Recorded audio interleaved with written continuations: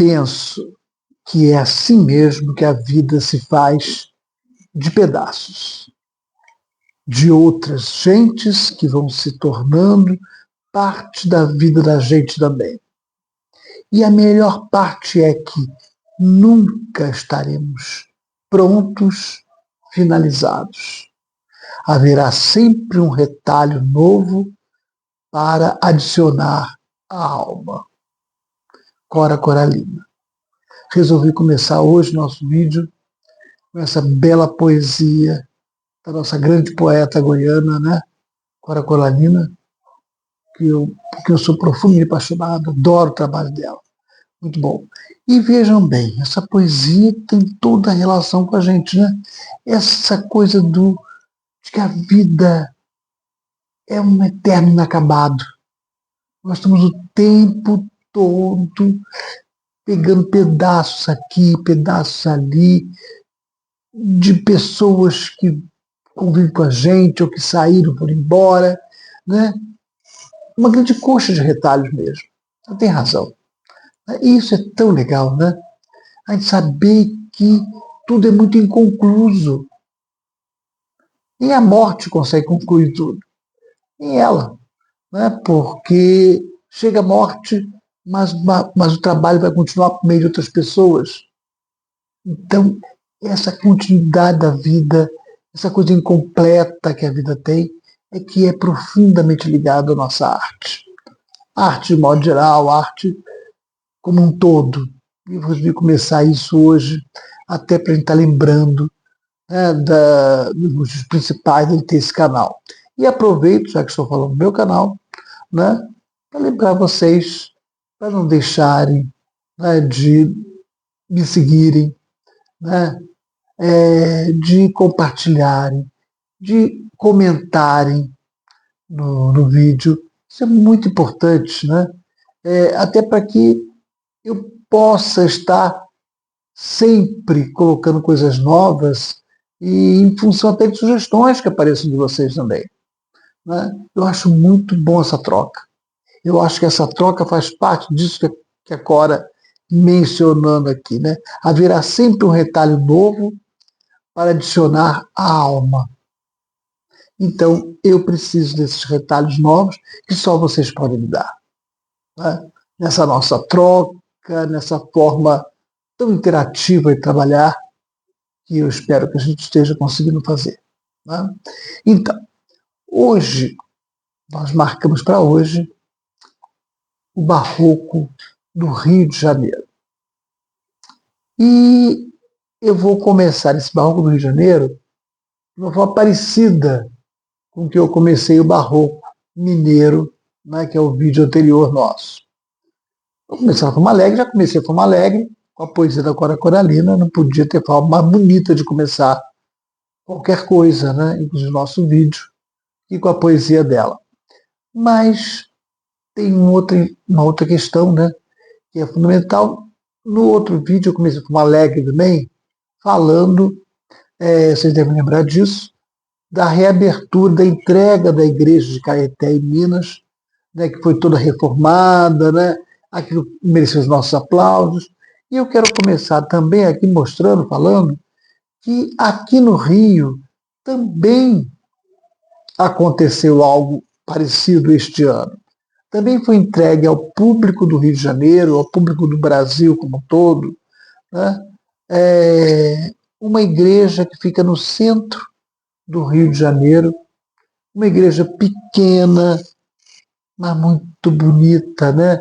Da Nossa Senhora da Lapa dos Mercadores. É uma igreja barroca muito bonita, né? Muito legal. E eu fico contente porque eu tive a oportunidade de ir logo no começo, depois da entrega, de ir até lá e assistir uma missa dela com canto gregoriano. Porque ela está fazendo, a sábado, ela tem essa missa com canto gregoriano, e eu pude ver, é um verdadeiro espetáculo, né? Você ver aquela igreja toda remodelada, toda modificada, linda, né? Ela tem na verdade, o alto dela, né? É uma coisa lindíssima, uma cúpula toda de vidro, né, com vitrais, muito bonito. O altar dela está lindo, todas as partes da igreja ficaram muito bem remodeladas. Eu acho que foi um presente que todos os cariocas receberam, com certeza. Muito bonita. E se você for ao Rio, não deixe de passar lá na Rua do Ouvidor, nessa parte histórica da Rua do Ouvidor. Bem que a Rua do Ouvidor é quase toda histórica, né? Tem muita história aquela rua para contar. Mas essa igreja merece ser visitada. Tenho certeza que vocês vão gostar. Depois vocês me falam o que vocês acharam da igreja. Se realmente eu estou certo ou não. Tá bom? Então, assim, lembrando que ela é uma igreja bem antiga, porque ela foi aberta ao público em 1750, né? E foi reaberta agora de novo, em 2005, né? Porque ela ficou em estado muito ruim e tal, e foi remodelada e foi entregue para nossos aplausos, para os nossos brindes também.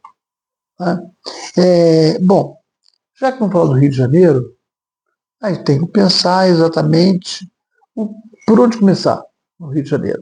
Eu quero começar pela grande mudança que significou para o Rio de Janeiro em 1763, o momento em que a coroa portuguesa transformou o Rio na nova sede administrativa da colônia.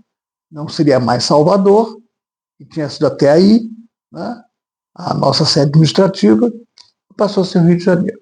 Por que o Rio de Janeiro? Né? Bom, a razão principal está exatamente no vídeo passado.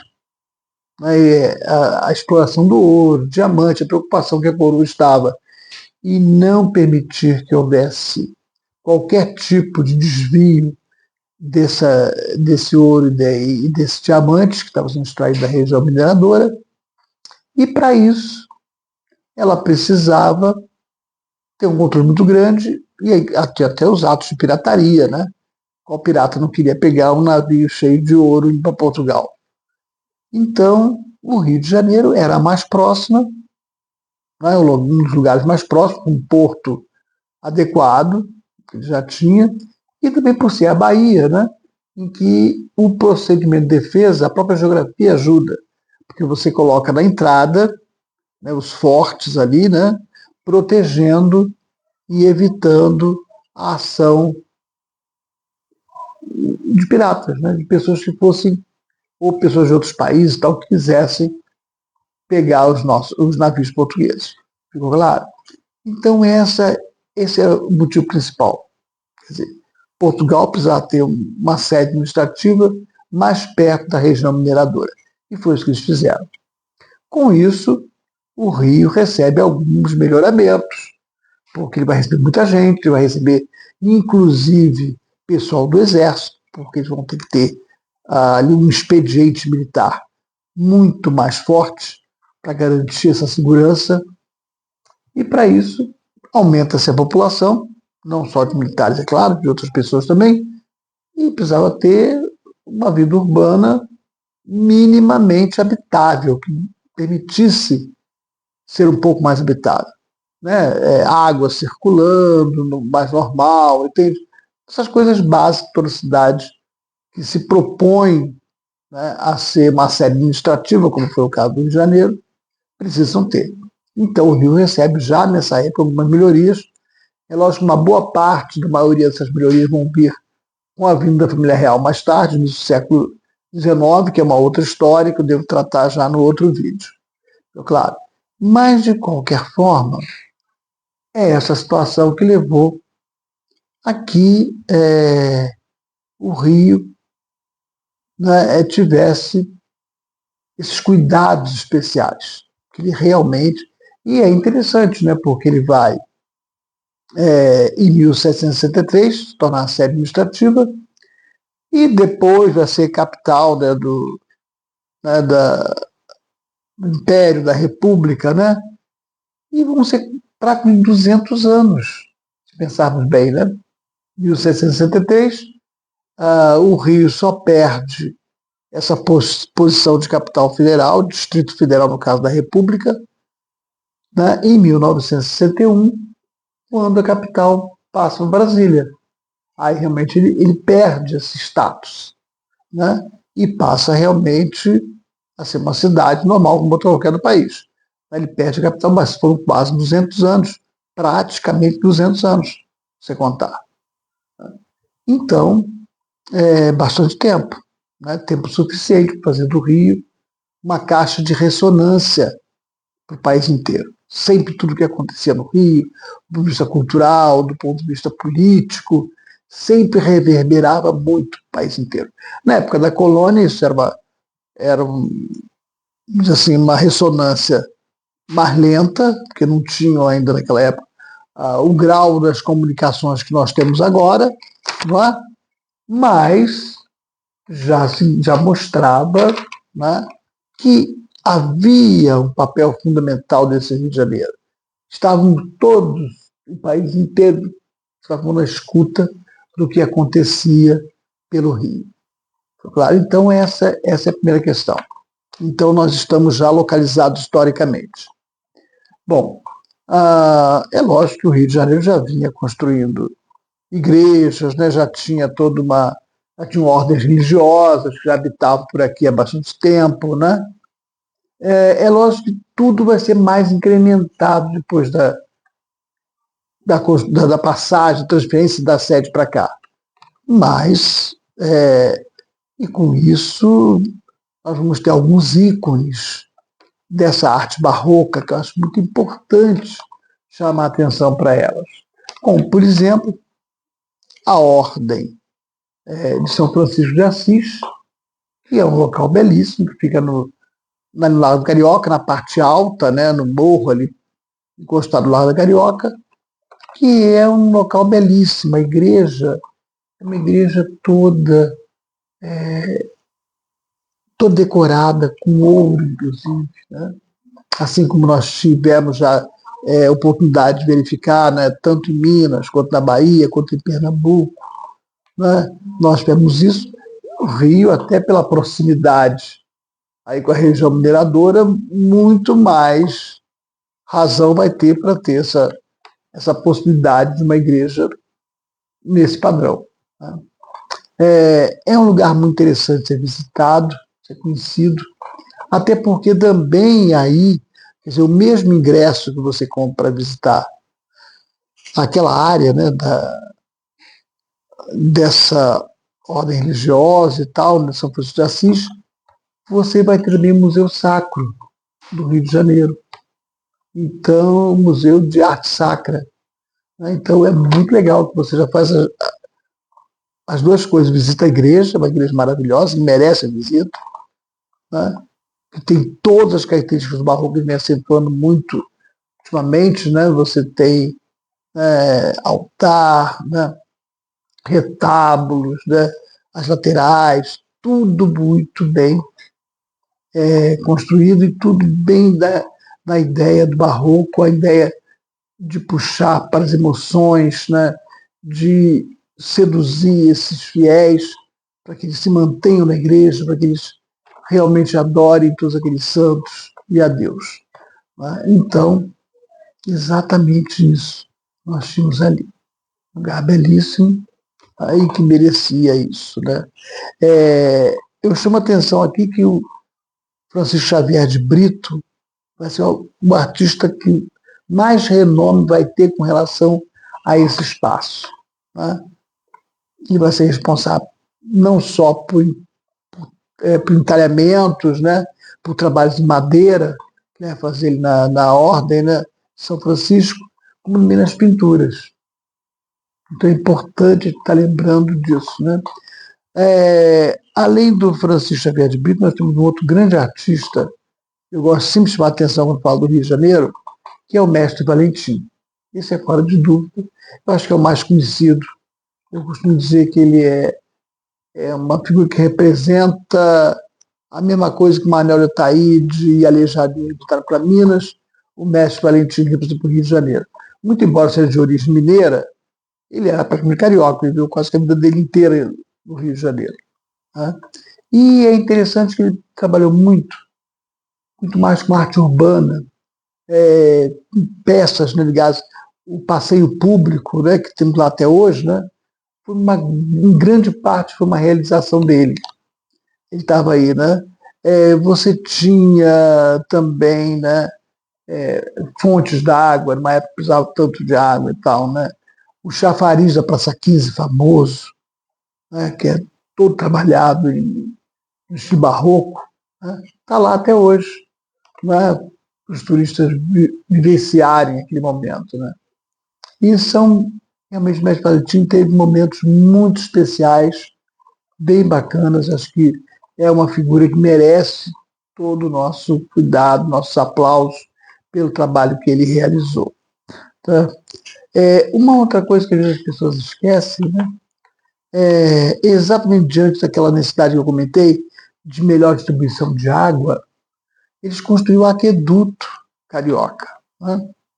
O aqueduto carioca, que é hoje, né, os Arcos da Lapa, os famosos Arcos da Lapa, né, que hoje em dia passa o bondinho para Santa Teresa, né, ele passa por ali. Então, os Arcos da Lapa eram, na verdade, a origem dele era como aqueduto. Né, ele exatamente trazia água lá da serra, né, da região da mata, dessa mata atlântica, né, trazia essa água para o centro da cidade. E redistribuía a partir dali essa água. Então, é um monumento belíssimo. Lá quem não vai ao Rio, né, que chega ao centro do Rio, que não fica encantado em ver os Arcos da Lapa. Realmente é um lugar muito bonito que merece a nossa atenção. Né? Também tem uma outra característica que eu gosto muito de chamar a atenção, que é a igreja de Nossa Senhora do Rosário, né? E São Benedito, dos dois santos, a igreja. Né? Ela fica hoje na rua Uruguaiana, a igreja Nossa Senhora do Rosário, e ela tem a característica que eu acho muito interessante de ser uma igreja da população negra. Né? Numa época em que eles eram totalmente segregados, nas igrejas comuns eles tinham que ficar relegados a uma parte da igreja, havia uma segregação enorme. Lembro aqui que aí estão boa parte das origens, né, desse nosso racismo estrutural. Quer dizer, vejo na época colonial o quanto que os negros já eram segregados, já eram colocados em partes afastadas, né, para se tornarem pessoas invisíveis. Então já havia esse trabalho. Hoje em dia, uma boa parte dos historiadores já estão revendo isso tudo. Estão tentando ter um novo olhar para essa história, mostrando o quanto essa população negra, além de serem escravizadas, ainda foram discriminadas no seu dia a dia. Mesmo que fossem libertas, conseguissem carta de alforria, ainda assim eles estavam sofrendo esse tipo de segregação, né, esse apartheid, digamos assim, que existia naquele momento. Né?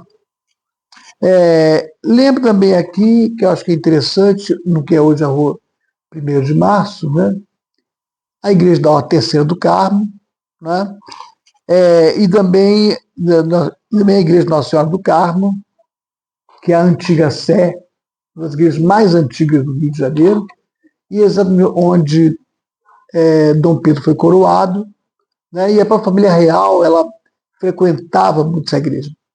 Não posso dizer que ela faz parte daquele complexo, né?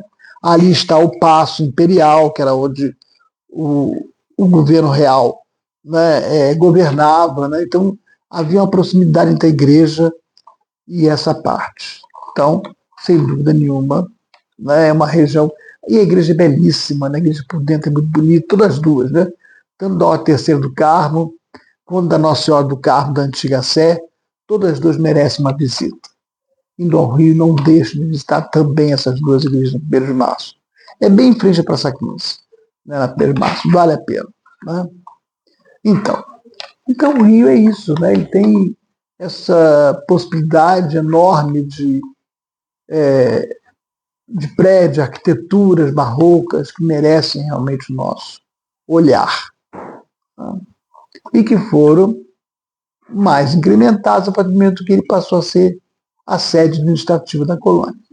Isso lhe dá realmente esse ponto. Né? Bom, gente, estamos no final do nosso vídeo. Eu espero que vocês tenham gostado da nossa discussão de hoje.